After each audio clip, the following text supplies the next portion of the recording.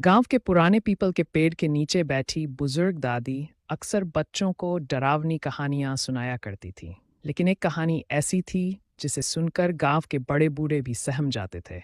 सुगाहन चुड़ैल की कहानी। शुभा की शादी गांव में शुभा नाम की एक नवविवाहित लड़की थी। उसकी शादी बड़े धूमधाम से हुई थी और वह अपने पति रमेश के साथ बहुत खुश थी। लेकिन शादी के कुछ ही दिनों बाद गांव में एक अजीब घटना घटी। हर पूर्णिमा की रात कोई न कोई औरत रहस्यमय तरीके से गायब हो जाती थी। गांव के लोग डरने लगे, पर किसी को कुछ समझ नहीं आ रहा था। एक दिन रमेश को दूर शहर जाना पड़ा और शुभा को अकेले ही घर पर रहना पड़ा। उसकी सास ने समझाया, बेटी रात को दरवाजा मत खोलना, चाहे कोई भी पुकारे। शुभा ने सिर हिला दिया, लेकिन उसे क्या पता था कि उस रात उसकी जिंदगी हमेशा के लिए बदल जाएगी। रात का रहस्य। आधी रात को दरवाजे पर किसी ने दस्तक दी।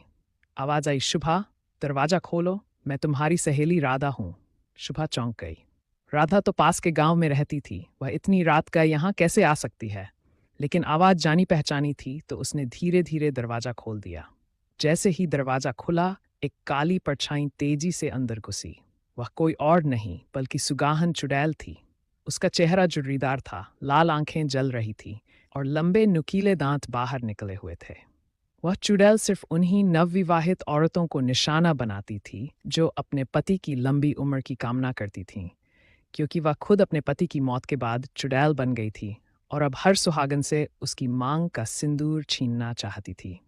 शुभा की सूझबूझ। शुभा ने तुरंत एक जलता हुआ दीपक उठा लिया और चुड़ैल के सामने कर दिया।